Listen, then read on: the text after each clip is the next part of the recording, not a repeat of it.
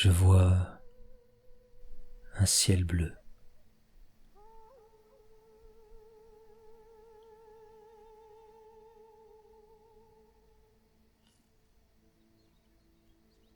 Je ne sais pas où je suis.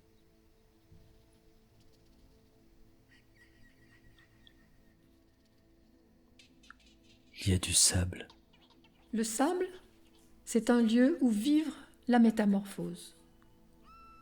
Il est sans mémoire, sans projet. Il est éternité. Le sable, c'est une substance très intime. Je décide d'enlever mes chaussures, car j'aime la sensation du sable sous mes pieds. L'empreinte sur le sable peut s'effacer, c'est-à-dire je n'ai plus à vivre à partir de ça.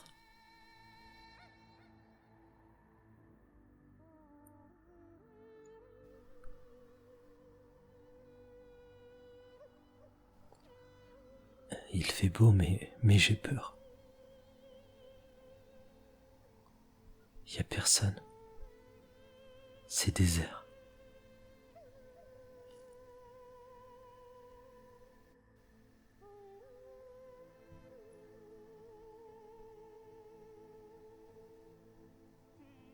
Je vois la mer au loin. Je décide de m'approcher. La mer fait toujours référence aux eaux maternelles. Elle est origine pour toute l'humanité.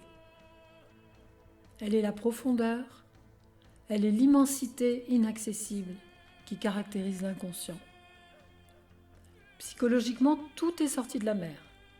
Tout est contenu dans la mer et tout y retourne. Elle est toujours en relation avec l'image maternelle. Je décide d'aller me baigner car j'ai trop chaud.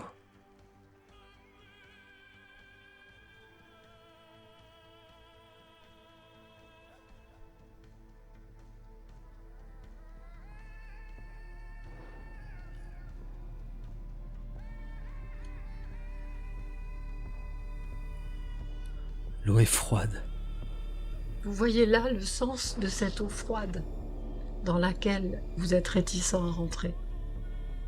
On sent qu'il y a un recul, qu'il y a une inquiétude, qu'il y a un mal-être, qu'il y a... Donc vous voyez que symboliquement, cette mer, MER, froide, va parler de votre mère qui a été froide à l'époque de la maman.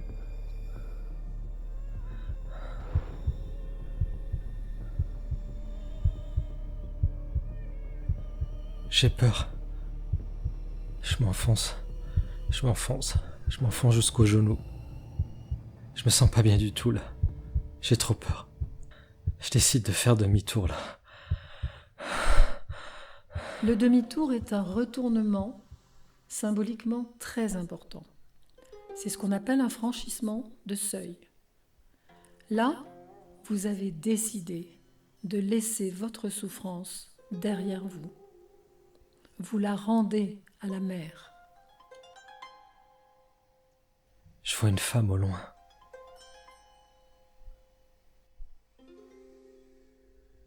Elle avance vers moi.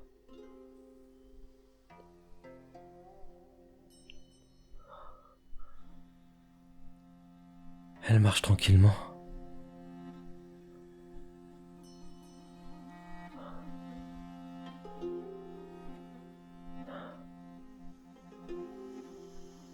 Elle me sourit. Son visage m'apaise.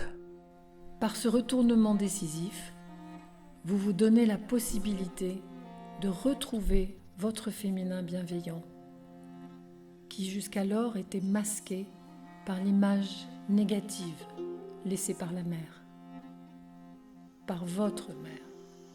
Cette image étant bien sûr une représentation qui a été créée dans l'enfance. Je ne vois plus rien. Prenez le temps de revenir tranquillement.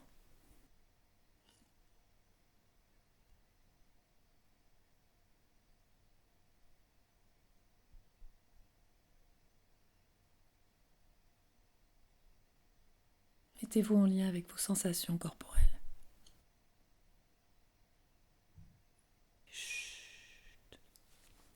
je vais vous confier un secret.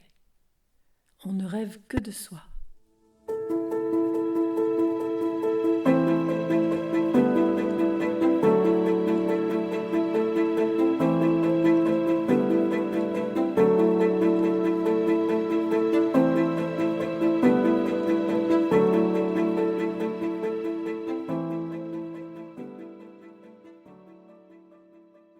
Simplement sur le plan de l'expérience, avec aujourd'hui quelque chose comme 22 000 séances derrière moi, je n'ai pas un exemple